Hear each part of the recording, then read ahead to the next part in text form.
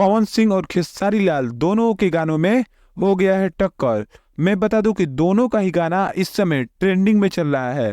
आज बात करने वाले हैं इसी के ऊपर। आपका स्वागत है हमारे चैनल में, लास्ट तक वीडियो देखते रहिएगा। अगर नए हैं तो हमारे चैनल को सब्सक्राइब जरूर कीजिएगा ताकि कोई भी भोजपुरी की खबर आपसे छूटे ना।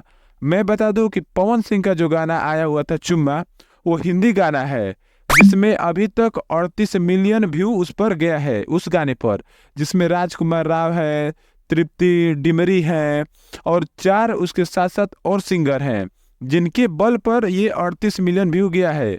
और इसमें पवन सिंह का भी बहुत सारा सहयोग है जिसको आए हुए 6 दिन हो गए हैं।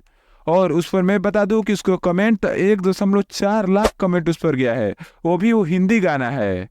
तब वैसे तो कंपेरिजन नहीं करना चाहिए, लेकिन तभी भी वो 1.4 लाख उस पर कमेंट हुआ है। वहीं पर खेसारी लाल का गाना चुम्मा चुम्मा आप लोगों ने देखा होगा, ये भोजपुरी गाना है जिसमें खेसारी लाल और शिल्पी राज ने गाया हुआ है। इसको आए हुए अभी 3 दिन हुआ है, इस पर 8.5 मिलियन व्यू गया है और ये गाना अभी भी ट्रेंडिंग नंबर तीसरे पर चल रहा है।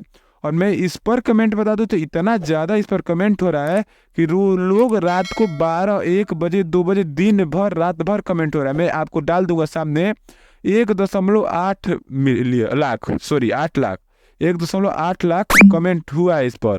और पवन सिंह के वो गाने पर 1.4 लाख बस कमेंट हुआ है। आप लोग जाकर देख सकते हैं दोनों गानों को। दोनों गाने बहुत शानदार है, लेकिन अभी खेसारी लाल तीसरे नंबर पर ट्रेंड कर रहा है म्यूजिक में। वहीं पवन सिंह का हिंदी गाना जिसमें सब बड़े बड़े बॉलीवुड सिंगर और एक्टर हैं, वो अभी दूसरे नंबर पर कर रहा है। ऐसी वीडियो देखने के लिए हमारे चैनल को सब्सक्राइब कर धन्यवाद।